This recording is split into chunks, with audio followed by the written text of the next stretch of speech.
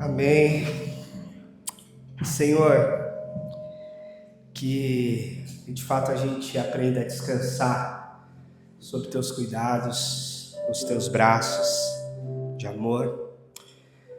Eu peço também que o Espírito Santo do Senhor nos conduza, me dê a tua palavra para repartir aqui com a igreja. Em nome de Jesus. Amém. Amém. Bom dia. Tudo bem? Parabéns aos corajosos e corajosas que saíram da cama no domingo friozinho e chuvoso. Mas que bom que você está aqui. Eu já estava preocupado de ficarmos aqui, só eu e a turma do louvor, a turma das crianças. Aí vocês foram chegando também. Eu quero te convidar para Efésios, a carta do apóstolo Paulo aos Efésios, capítulo 4, versículo 17. Normalmente eu sigo séries de mensagens, a gente está falando de uma série sobre o Espírito Santo, aquilo que o Espírito Santo faz em nós, e eu costumo preparar essa série e estabelecer os temas, né, até para ajudar na preparação da nossa equipe de louvor e tudo mais. Mas hoje é um daqueles dias que eu mudei tudo. Sabe o combinado? Então, é outro. Né? Parecendo um Estevinho querendo só contrariar. Mas, na verdade, semana após semana, eu vivo a chamada, aquilo que eu chamo de angústia da pregação. Que é, Deus, o que eu vou falar domingo? Né? O que o Senhor quer falar com a igreja, o que o Senhor está falando comigo, deixa eu entender, deixa eu prestar atenção e tal. E às vezes isso vem com muita clareza e às vezes isso não vem muito rápido ou não muito claro. E aí eu fico nessa. Hoje eu estava vindo para cá e falei para a Cris, eu estou meio angustiado porque ainda não sei direito como é que vai ser. E essa semana foi uma semana, para mim, muito marcante nesse tema da prevenção. Em função do Maio Laranja, que é justamente o mês onde há um esforço da sociedade, de movimentos, de alerta a respeito da prevenção e do abuso, especialmente sexual, contra crianças e adolescentes. Tem o 18 de maio aí, que é amanhã. O 18 de maio, se você não sabe ou não lembra a história, foi o dia que marcou a morte da Araceli, uma menina nordestina, se eu não me engano, cearense, que sofreu um estupro coletivo. Ainda bem nova, de criança para adolescente, assim. E essa data, então, marcou uma tragédia gigante, mas marcou como um dia de prevenção. E aí, nessa semana, eu ajudei um pouco a construir um fórum que a gente teve na Câmara Municipal, sexta-feira, a respeito desse tema. E aí nós tínhamos jornalistas, nós tivemos uma pesquisa de uma organização bem importante, a global de proteção das crianças, que é a Child Fund, e com o vereador Carlos Bezerra, com a Sheili, que é uma influenciadora que também trabalha no tema, uma jornalista e uma advogada também que assessorou o governo na proposta do ECA Digital que está rolando aí. Então, acho que tudo isso me trouxe esse tema da prevenção. E aí, um recado importante. A gente está trabalhando na construção de uma política de proteção a respeito da nossa igreja, das nossas crianças, e a gente está seguindo a lei, pedindo para toda a nossa equipe de voluntários atestados de antecedentes, de âmbito estadual e federal. Aí você fala, nossa, pesado isso, né? O voluntário tem que ter atestado de antecedentes para trabalhar com criança. Mas agora é lei. É lei geral para as igrejas, para as escolas e tudo mais. E claro, a gente tem a mais alta confiança na equipe que a gente tem aqui, né?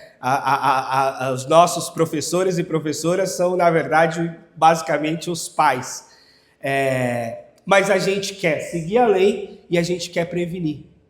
porque a gente não sabe o que vem pela frente. Então, se a gente cria um protocolo, a gente protege, né? Então, por isso. E todas as pessoas também precisam fazer um curso de proteção, né?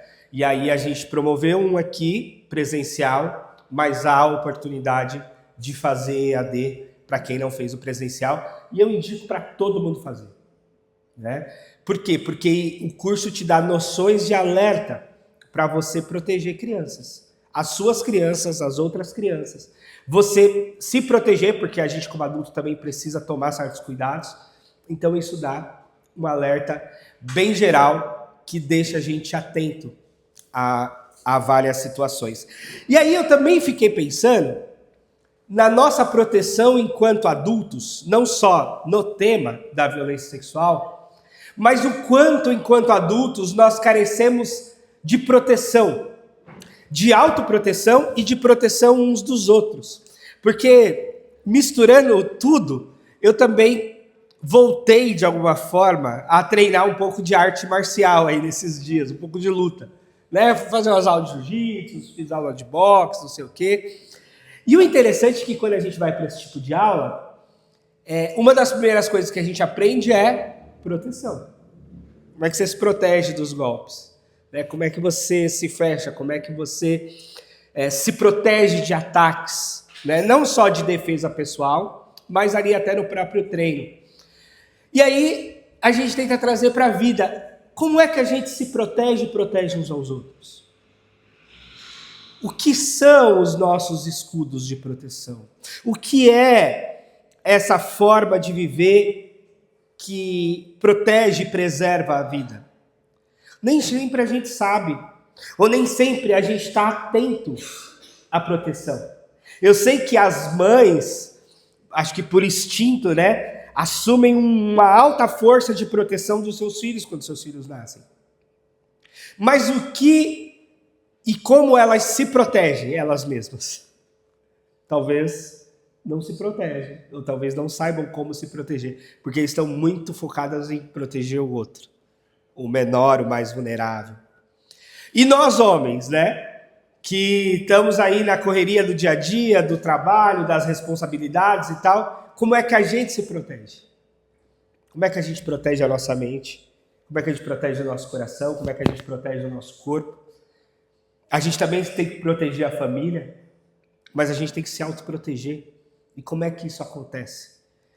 E aí eu lembro das palavras de Jesus dizendo para os discípulos assim, olha, vocês estão no mundo como ovelhas no meio de lobos. Não tem só pessoas boazinhas nesse mundo. Na verdade, o alerta de Jesus é justamente o contrário, né? Vocês estão sendo jogados aí, ó, no meio de lobos. E eu acho que isso é muito aplicável, né? Se a gente pensar o mercado de trabalho, a gente está no meio de lobos. Se a gente pensar o trânsito, a gente está no meio de lobos. Se a gente pensar o transporte público lotado, muitas vezes a gente está no meio de lobos. E aí Jesus diz, porque vocês estão, então, como ovelhas no meio de lobos, vocês precisam ser simples como a pomba, mas vocês precisam ser prudentes como a serpente. Tem uma tensão aí entre duas figuras e duas imagens de animal distintos, completamente distintos. A pomba, inofensiva, frágil, que pode ser morta por uma pedrinha qualquer, e a serpente, um animal astuto, que tem veneno, que pica, que tem várias estratégias aí de sobrevivência na natureza. E Jesus fala, vocês têm que estar no equilíbrio entre uma coisa e outra. Na simplicidade da pomba, mas na prudência da serpente. E pensando nessas coisas, de alguma forma Deus me trouxe para esse texto de Efésios, capítulo 4, versículo 17. É um texto um pouquinho longo, mas o apóstolo Paulo vai descrevendo a respeito da vida cristã e a respeito dos cuidados com a nossa vida.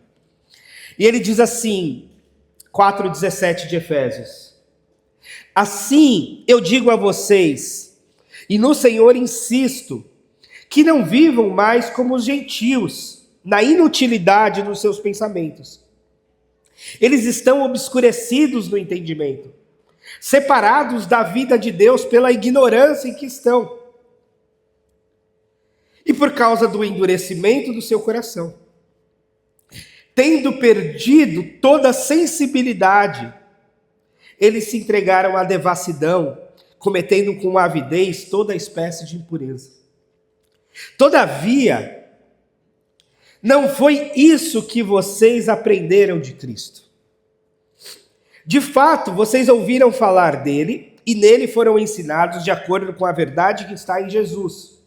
Quanto à antiga maneira de viver, dissipam-se do velho homem, que se corrompe por desejos enganosos, para serem renovados no mundo, no modo de pensar, e se vestirem de novo homem, criado para ser semelhante a Deus, em justiça e santidade provenientes da verdade. Portanto, cada um de vocês deve abandonar a mentira e falar a verdade uns aos outros, pois todos nós somos membros de um mesmo corpo. Quando ficarem irados, não pequem. Não permitam que o sol se ponha enquanto durar a ira de vocês. Não deem lugar ao diabo. O que furtava, não furte mais, antes trabalhe, fazendo o que é bom com as próprias mãos, para que tenham que repartir com quem tiver em necessidade. Nenhuma palavra torpe saia da sua boca, mas apenas aquilo que for útil para edificar os outros, conforme a necessidade, para que transmita graça aos que as ouvem. Não entristeçam o Espírito Santo de Deus, o qual vocês foram selados para o dia da redenção. Livrem-se de toda amargura, indignação, ira, gritaria, calúnia, bem como de toda maldade. Sejam bondosos e compassivos uns para com os outros, perdoando-se mutuamente, como Cristo os perdoou. Portanto, sejam imitadores de Deus como filhos amados. E vivam em amor, como também Cristo nos amou e se entregou por nós como uma oferta e sacrifício de aroma agradável a Deus. Entre vocês não deve haver nem sequer menção de imoralidade sexual, nem de nenhuma espécie de impureza ou de cobiça, pois essas coisas não são próprias para os santos. Não haja obscenidade, nem conversas tolas, nem piadas indecentes, que não são apropriadas, mas em vez disso, ações de graças. Porque vocês podem estar certos que nenhum imoral ou impuro ou ganancioso, que é idólatra, tem herança no reino de Cristo e de Deus. Ninguém os engane com palavras vazias, pois é por causa dessas coisas que a ira de Deus vem sobre os filhos da desobediência. Portanto, não se associem com eles. Porque antes vocês eram trevas, mas agora são luz no Senhor. Vivam como filhos da luz. Pois o fruto da luz consiste em toda bondade, justiça e verdade. E aprendam a discernir o que é agradável a Deus, ao Senhor. Não participem das obras infrutíferas das trevas, antes exponham-nos à luz. Pois é vergonhoso até mencionar as coisas que eles fazem em oculto. Tudo, porém, que é exposto pela luz torna-se visível, pois a luz torna visível todas as coisas. Por isso é que foi dito: desperta, ó tu que dormes, levanta-te dentre os mortos, e Cristo resplandecerá sobre ti. Tenham cuidado com a sua maneira de viver, que não sejam como insensatos, mas como sábios, aproveitando ao máximo cada oportunidade, porque os dias são maus. Portanto, não sejam insensatos, mas procurem compreender qual é a vontade do Senhor. Não se embriaguem com vinho, que leva à libertinagem, mas sejam cheios do Espírito Santo, falando uns aos outros com salmos, hinos e cânticos espirituais, cantando e louvando ao Senhor de coração. Sempre dando graças a Deus Pai por todas as coisas, em nome de nosso Senhor Jesus Cristo. Amém. Grande o texto, né? Mas é bom porque se a gente não leu a Bíblia a semana, já deu uma boa leitura hoje, né? Então já ajudei vocês aí, hein? Mas aqui o apóstolo Paulo, ele está falando sobre o que é essa nova vida. E se a gente está falando desse sopro do Espírito, esse sopro do Espírito é de fato o que produz em nós uma nova vida. E ele está dizendo, vocês não podem mais viver como vocês viviam antigamente. Há uma conversão, há uma mudança, há uma transformação na vida de vocês. E essa transformação, ela deve se mostrar no cotidiano de vocês. A gente estava conversando essa semana no Encontro dos Homens, e o Ranieri trouxe a lembrança do livro do John Stott, Batismo e Plenitude do Espírito, e ele citava o que John Stott dizia naquele livro, que a ação do Espírito Santo de nós não é somente a respeito dos dons manifestos no culto, por exemplo. Mas a ação do Espírito Santo de nós é a respeito daquilo que o Espírito Santo de Deus faz em nós nas decisões do nosso cotidiano. Como então o Espírito Santo de Deus nos guia no trabalho, na família, na educação dos nossos filhos, no relacionamento com o nosso cônjuge e em tudo mais. Então o que nós queremos do Espírito Santo não são somente dons e manifestações dominicais. Queremos também e precisamos. Mas queremos o Espírito Santo nos enchendo e se mostrando na nossa vida, no nosso cotidiano, onde de fato a vida acontece. Aqui, a gente vem para um momento de refrigério, a gente vem para um momento de reflexão, a gente vem para um momento de adoração. Mas as decisões nos aguardam quando a gente sair daqui. Na segunda, na terça, na quarta. As decisões do trabalho, as decisões da família, as decisões da casa. E eu quero te chamar a atenção a respeito da proteção.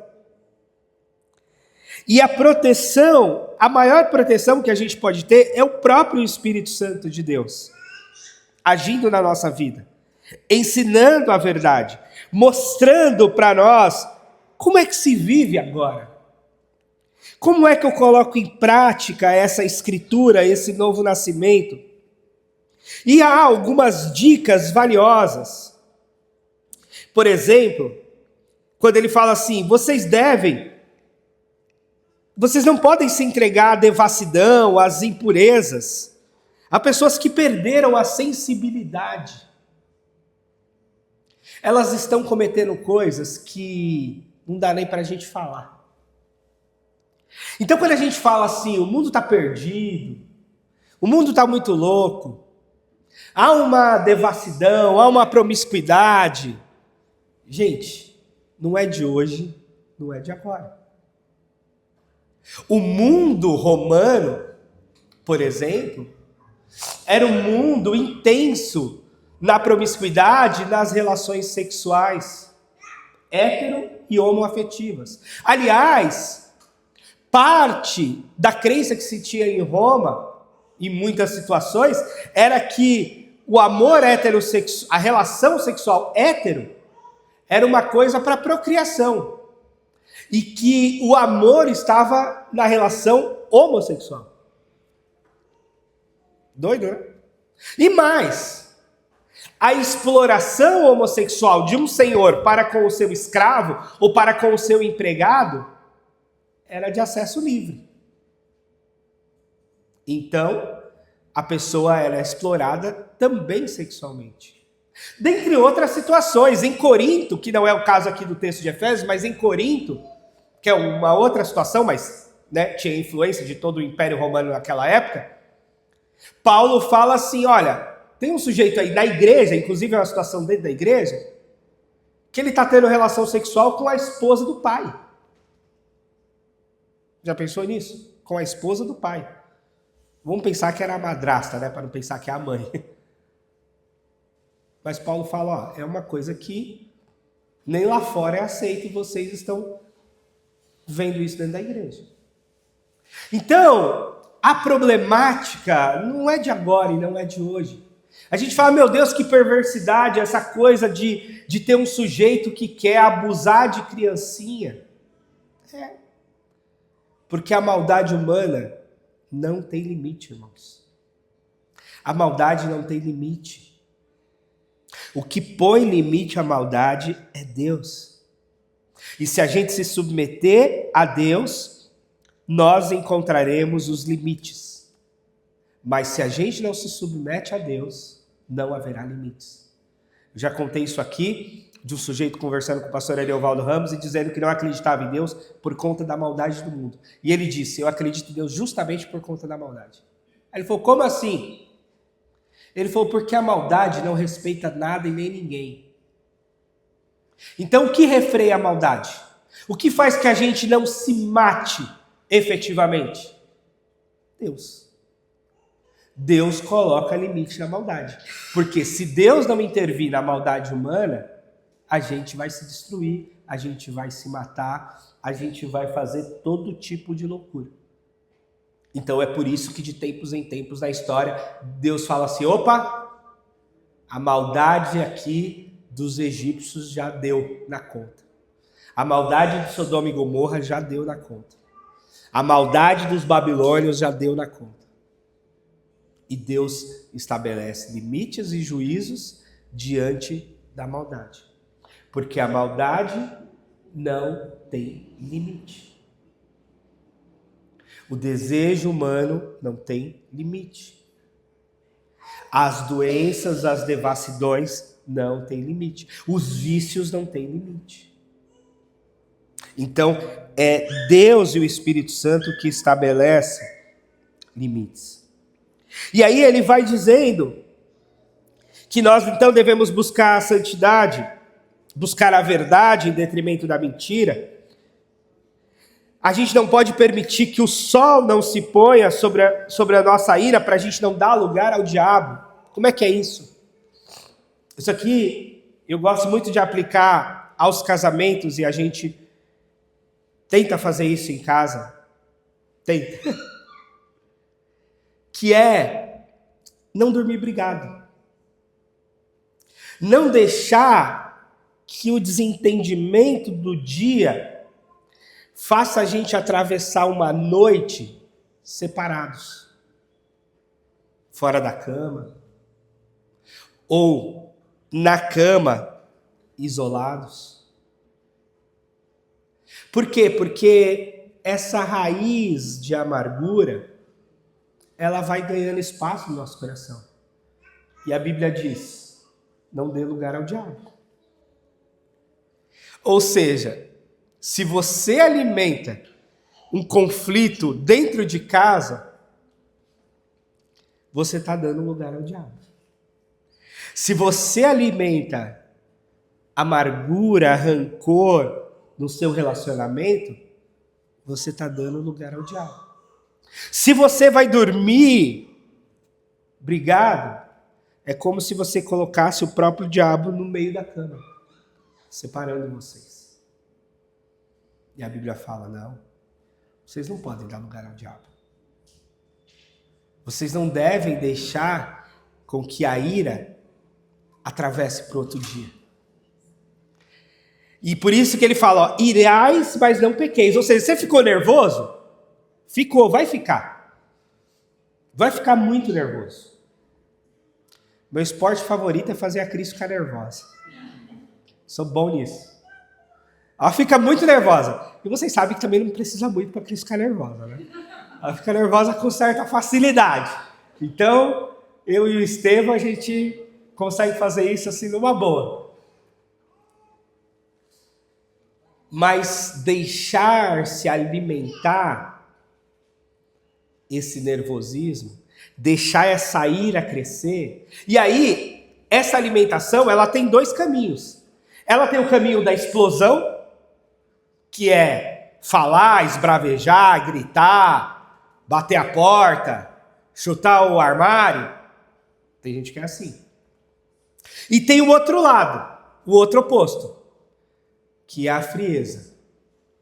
Engole seco, mas assim, não vou dar uma palavra. Não toque em mim, não fala comigo, cara fechada, guerra fria, né? Aquela guerra do silêncio. Mas nos dois caminhos a gente dá lugar ao diabo. Na frieza, que distancia o outro, aquele gelo, né? E na ira exagerada, que é agressiva, que é escandalosa e que também não vai resolver nada. Então, Jesus fala, ó, o apóstolo Paulo fala, irai, mas não pequeis. Põe um limite aí nessa ira, põe um limite aí no seu nervosismo. E lá em Gálatas vai dizer, ó, o domínio próprio é parte fundamental do fruto do Espírito. Provérbios vai dizer, ó, é melhor o homem que conquista a si mesmo do que aquele que conquista uma cidade. É mais sábio o sujeito que domina a si do que aquele que domina uma cidade inteira. Porque dominar a si mesmo é um desafio. Se segurar, pensar, refletir, ficar nervoso e absorver no mundo da luta, absorver o golpe, tomar a porrada e ficar firme. E aí a gente não pode dar lugar ao diabo. Há uma questão na relação sexual, por exemplo. As crianças não estão aqui na sala, né? Você pode falar? Só tem os bebês, eu acho que, né? Não se sabe. Esses bebês estão tão espertos hoje. Mas Paulo fala assim, olha, em Corinto também, o corpo de vocês pertence um ao outro e vocês não devem negar a relação sexual um do outro, a não ser por consentimento mútuo, para não dar lugar ao diabo. Há uma interpretação de interpretar isso, né, como uma fala machista de Paulo, né? Paulo sofre esse hate aí de machista, de que ele está obrigando e às vezes a pessoa não tem vontade. E hoje em dia, né, você pode ter tipificado como lei, inclusive, o estupro dentro do casamento, que é você forçar a outra pessoa quando a outra pessoa não quer. Isso já é crime hoje. E aí como é que a gente lida então com esse texto, né? E como é que a gente se preserva e se cuida nesse aspecto? E aí entra essa sensibilidade e essa disposição de cuidado e de proteção para com o outro. Que eu tenho que proteger o meu filho na sexualidade dele, nas questões de abuso, na proteção e tal, a gente sabe e a gente tem que fazer nossa lição de casa. Agora, eu também tenho que proteger a minha esposa. E como é que eu vou proteger a minha esposa? Atendendo ao desejo dela. Fazendo com que ela esteja suprida. De forma que as investidas externas não lhe causem efeito. Porque ela está protegida. Sexualmente falando, afetuosamente falando, atenciosamente falando. Esses dias, escutando o psicólogo Rosendo Kringer, um psicólogo aí da mídia aí, um cara muito legal. E aí ele falou que no consultório ele começou a pegar muita história de divórcio. Ele começou a ficar encucado, e com mulheres. Aí ele falou assim, eu preciso investigar esse negócio, parece que está aparecendo muito caso. E aí, não, divórcio não, de traição. Era traição, não era nem divórcio, traição. E aí ele começou a investigar, e aí ele pegou um caso específico de uma mulher e falou assim, por que você está traindo seu marido? O sujeito com quem você está traindo, ele é mais bonito que o seu marido? Ela falou assim, não é não, vou falar a verdade. Ele é mais feio que meu marido. Aí ele já... Então eu imagino que ele tem mais dinheiro que seu marido. Talvez ele está te dando, né, um certo conforto, certos restaurantes, certos rolês. Ela falou, ih, ele é mais duro que tudo. Não tem, não. Não é melhor que meu marido, não. Não tem mais dinheiro que ele, não. Aí ele falou assim, então eu imagino que deve ser um sujeito bom de cama. Deve ser o cara que faz a mágica. Aí ela falou, ih, tem até a ejaculação precoce. Aí ele falou assim, agora eu não estou entendendo por que você está traindo seu marido, então, com esse sujeito. Aí ela falou assim, ele me escuta, ele me dá atenção. Ele quer saber minha opinião sobre as coisas, ele quer entender como eu estou me sentindo. Ele me escuta. Aí ele falou que chegou em casa e falou assim, amor, você tá bem? Como é que você tá? Queria te escutar hoje, saber como é que tá o seu trabalho, o seu dia, as suas questões. Fala comigo, você tá se sentindo bem? Ele falou que ele começou a ficar assustado. Ele falou, daqui a pouco é a minha que tá fazendo isso, né? Então, proteger o outro é inclusive suprir as suas necessidades afetivas e de atenção. Assim como a gente fala sobre a proteção dos filhos, né? Não é interessante isso? A gente fala, converse com seus filhos, pergunte do dia do seu filho, pergunta quem que ele encontrou, pergunta que se ele fez cocô, quem limpou o cocô. A gente pergunta, pelo menos aqui em casa a gente pergunta, a gente fica, né? Faz parte desse combo de alerta, né?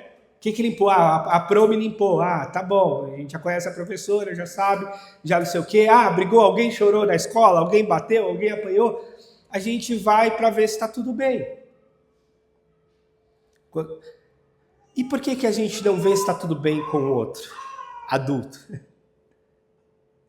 E está tudo bem, como é que você está? Como é que eu estou te... E é lógico, gente, às vezes a gente tem uma carência grande, ou um momento grande, que o outro não vai dar conta de suprir tudo. É verdade. Alguns de nós são carentes demais. Alguns de nós são manhosos demais. Né? A gente tem estado com isso em casa também com o Estevam. Estevam, tá muito manhoso, filho, tá não sei o que e tal. Então, assim, demanda muita atenção, demanda muita manha, muito cuidado. Cansa às vezes o outro, é verdade. Mas algum cuidado a gente precisa ter. E a gente precisa estar alerta, então, para cuidar uns dos outros.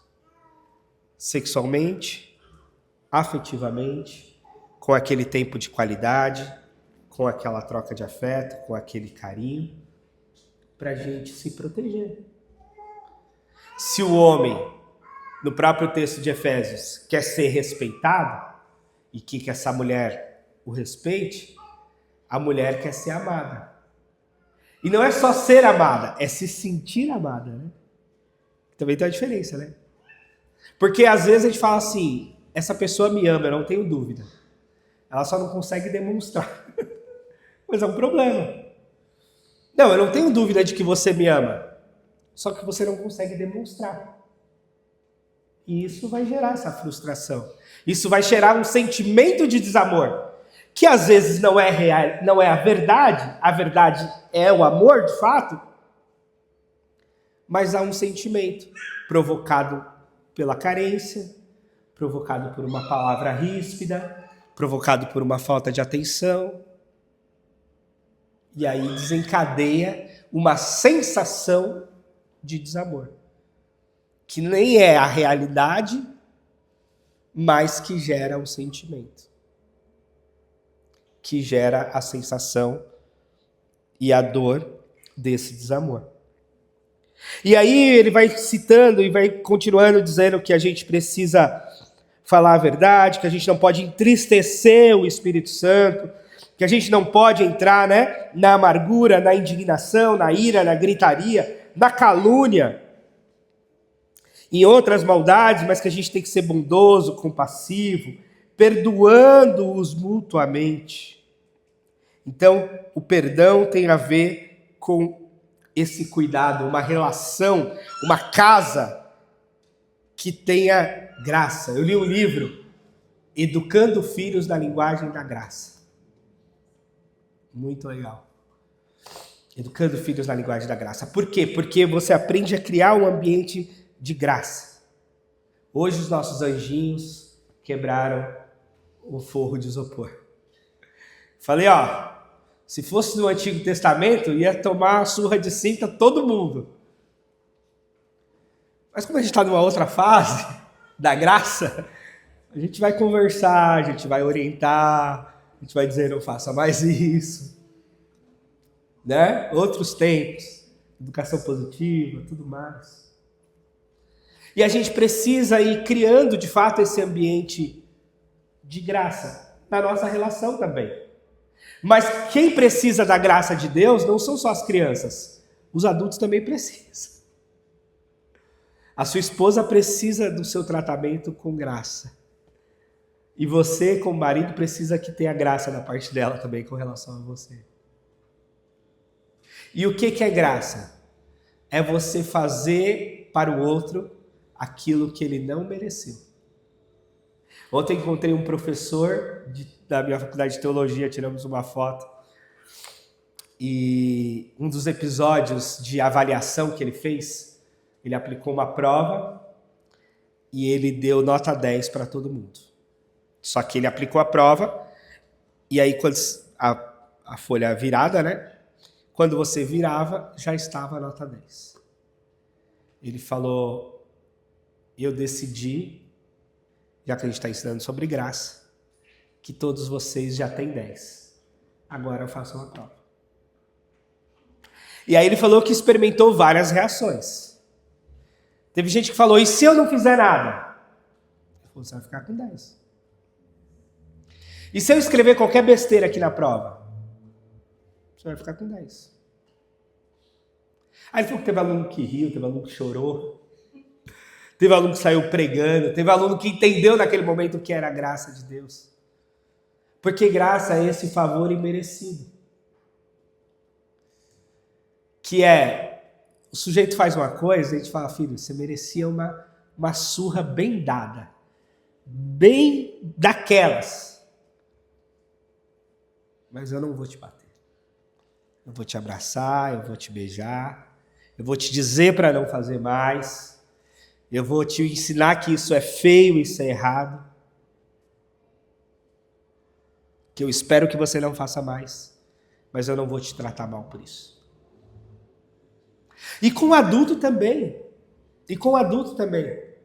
Você dizer, você está errado, você fez errado, você não está merecendo, mas está aqui o meu afeto, está aqui o meu carinho, está aqui a graça de Deus para você, que não está merecendo. Você não está merecendo, você não está se comportando bem, você não está sendo quem você deveria ser. Mas eu vou relevar, eu vou perdoar, eu vou manifestar graça. Eu vou te perdoar antes que você me peça, tá? Você deveria me pedir perdão. Mas como eu sei que você está com o coração duro, você não vai pedir, eu já estou te perdoando antes. Ah, pastor, mas ela não me pediu perdão. Pois é. A graça de Deus está em você perdoar antes dela pedir. Você dizer, eu já te perdoei, está tudo bem, está tudo certo. Essa linguagem da graça, esse ambiente da graça dentro de casa, isso muda tudo na nossa relação, isso muda tudo no nosso ambiente. E isso nos faz o quê? Imitadores de Deus como filhos amados. O apóstolo diz, Cristo nos perdoou. Vivamos em amor, como também Cristo nos amou e se entregou por nós como oferta de sacrifício a Deus. E aí ele continua falando, ele volta, fala das trevas e da luz, o quanto a gente deve viver na luz. Fala que a gente deve estar atento, e a gente deve estar atento à nossa maneira de viver, para que a gente não seja como insensato, como tolos, mas como sábios. Essa é a parte da prudência. Estejam atentos. Presta atenção no como você está vivendo. Por quê? Porque se você deixar a vida na rédea solta, vai dar errado. Se você deixar o seu casamento no fluxo do automático, vai dar errado. E aí quando der errado, você fala assim, nossa, acabou. É que vinha acabando há muito tempo. E às vezes, alguns não percebem. Eu já acompanhei casos que quando veio o divórcio, o homem, especialmente que normalmente é mais lento para entender certas coisas, falou, pastor, para mim estava tudo bem. Para mim, nosso casamento estava ok. E a mulher fala assim, pastor, para mim o meu casamento estava acabando há 5 anos. Tinha 5 anos que a gente estava acabando. É que ele não percebeu. 5 anos que eu estou falando e ele não me ouviu. 5 anos que eu estou dando sinais e ele não percebeu. Agora já deu. Mas tem 5 anos. Ele está achando que agora, está achando que foi ontem, está achando que eu pensei nisso hoje. Eu estou pensando nisso há 5 anos. Agora, lógico, não teve conversa antes, tratamentos, caminhos, prevenção, a chamada profilaxia, né? Prevenir é melhor do que remediar. Prevenção. Olhar para o nosso modo de viver, para o nosso modo de se relacionar, e como é que a gente previne para que esse mal não chegue. Isso em todas as áreas da vida, né? A gente está lá no trabalho, a gente tem que prevenir certas coisas para, no final do dia, não ter prejuízo. A gente tem que prevenir certas coisas para ali na frente a coisa não dar errado. A gente tem que prevenir certas coisas para que não haja ali na frente um acidente. A gente tem que prevenir. A gente tem que se prevenir. A gente tem que prevenir e ajudar o outro a se prevenir. Ajudar o outro a ser atento. Ajudar o outro a prestar atenção. Porque às vezes a gente é meio lento mesmo, às vezes a gente não está vendo o negócio. Às vezes a gente está achando que está tudo bem. E não está tudo bem. Mas quem está vendo que não está tudo bem, ou quem está sentindo que não está tudo bem, precisa alertar o outro. Porque se você ama, você alerta. Se você não ama, você fala, deixa que se ferre. Deixa ele lá quebrar a cara. Mas se você ama, você alerta, você diz, ó, vem aqui, cuidado. Isso daí não vai dar certo. Ó, fica atento.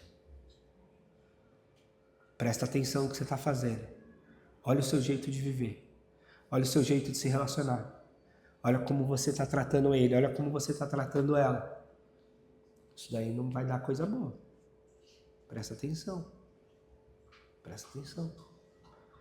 E o apóstolo Paulo está dizendo isso para a gente. Olha, preste atenção porque os dias são maus. Aproveite as oportunidades.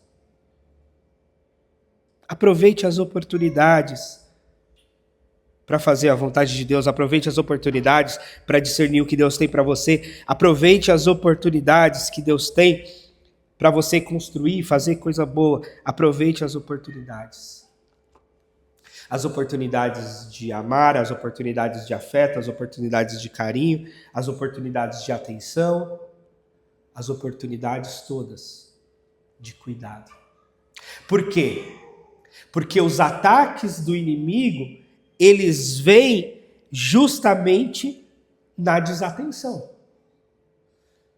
É numa desatenção lá no celular que a gente bate o carro. É numa desatenção com o nosso filho pequeno que ele cai e bate a cabeça. É numa desatenção que a vaca vai para o brejo. Então, é importante a gente ter atenção. Agora, a gente está num mundo em que a desatenção é regra. A gente está num mundo em que tudo quer chamar a nossa atenção. E se a nossa atenção está em tudo, na verdade a nossa atenção não está em nada. Se a gente está assistindo um filme, olhando o celular e trabalhando, significa que a gente nem está trabalhando, nem está assistindo filme, nem está olhando o celular. É verdade? A gente não está fazendo nada direito. Então é hora da gente concentrar a atenção. E é um desafio.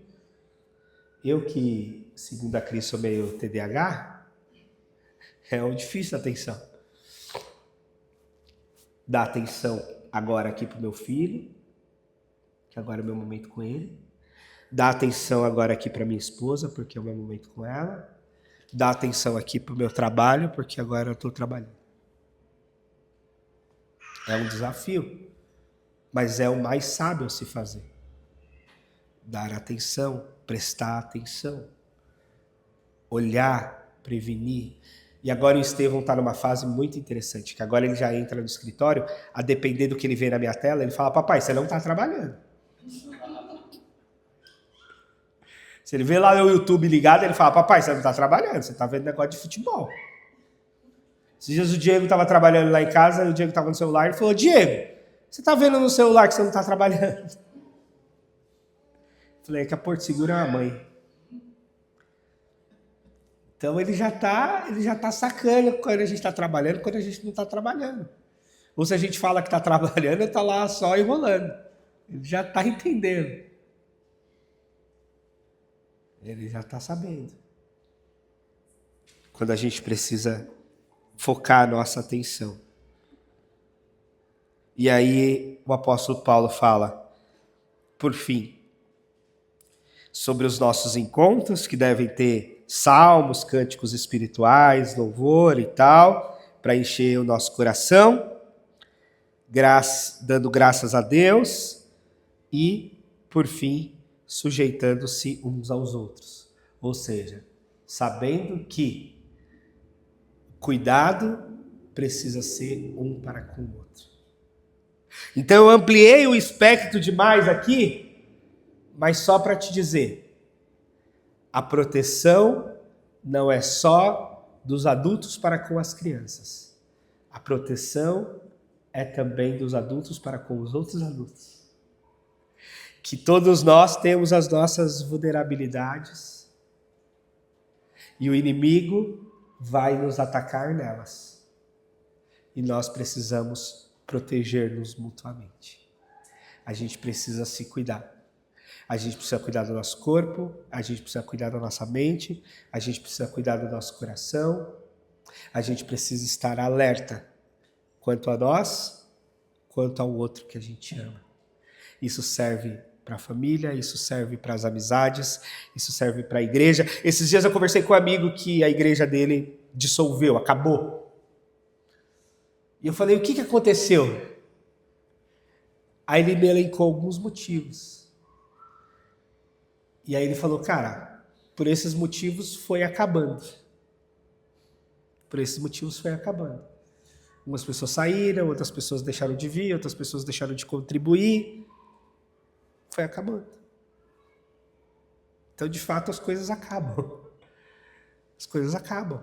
As coisas são limitadas. E o próprio amor, o próprio afeto, obedece certos limites que a gente precisa estar atento. Os recursos não são ilimitados, irmãos. O seu recurso financeiro não é ilimitado, a sua saúde não é ilimitada, o seu tempo de vida não é ilimitado. Tudo tem limite. E se a gente não usar bem, a gente acaba antes da hora. Nossa saúde acaba antes da hora, nosso casamento acaba antes da hora, o nosso dinheiro acaba antes da hora.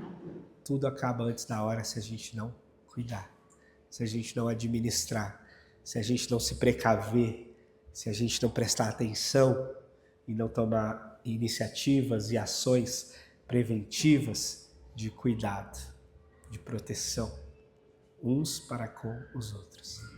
E é isso que Jesus diz. Coração limpo como o coração de uma pombinha, mas o olhar, a mente perspicaz como uma serpente, prestando atenção no que está acontecendo no mundo, na minha vida, na vida do outro, de quem eu amo. Amém? Deus te abençoe. Eu quero te convidar para ficar de pé para a gente orar. E pedir que a gente se proteja. Pedir que Deus nos proteja. Que aquilo que a gente não vê, não sabe, Deus sabe. Então que Ele nos proteja. Mas que Ele nos dê também essa condição de perceber o que acontece ao nosso redor. Senhor, eu quero pedir ao Senhor por proteção nessa manhã. Proteção das nossas crianças contra todo tipo de violência, de abuso. Que elas sejam cuidadas, protegidas, lá onde os nossos olhos não chegam. Que chegue os olhos do Senhor, que chegue a proteção do Senhor sobre elas, em tudo, em tudo. Mas que a proteção do Senhor também chegue à nossa casa, à nossa família. Às nossas esposas, aos maridos. Nosso casamento seja protegido. A nossa sexualidade seja protegida pelo Senhor de tantos ataques, de tantos vícios, de pornografia e de tantas impurezas. Que o Senhor proteja a nossa mente, o nosso olhar, o nosso coração. O Senhor proteja a nossa espiritualidade, a nossa fé. Persevere no Senhor. Que a nossa saúde seja protegida pelo Senhor. A nossa saúde mental em tempos de ansiedade, depressão, burnout, pânico, tanta coisa. Que o Senhor proteja a nossa mente, Senhor. Nos ajude, Pai. Que o Senhor proteja o nosso corpo em tempos de obesidades, de diabetes, de problemas, de tantas coisas. Protege a gente, Senhor. Nos dá saúde, nos dá atenção para a gente se cuidar, nos dá sabedoria para poder administrar. Protege a nossa vida financeira, de forma que não tenhamos prejuízo, de forma que saibamos administrar bem os recursos que o Senhor nos deu. Protege o nosso trabalho, nosso emprego. Precisamos dele. Precisamos dos nossos negócios prosperando. Que o Senhor proteja o nosso trabalho e abençoe o fruto das nossas mãos. Senhor, protege a nossa igreja. Que ela continue crescendo e se fortalecendo, com fidelidade ao Senhor, com compromisso. Nos protege, Pai, e nos fortaleça a cada dia. Eu te peço em nome de Jesus, Senhor. Amém.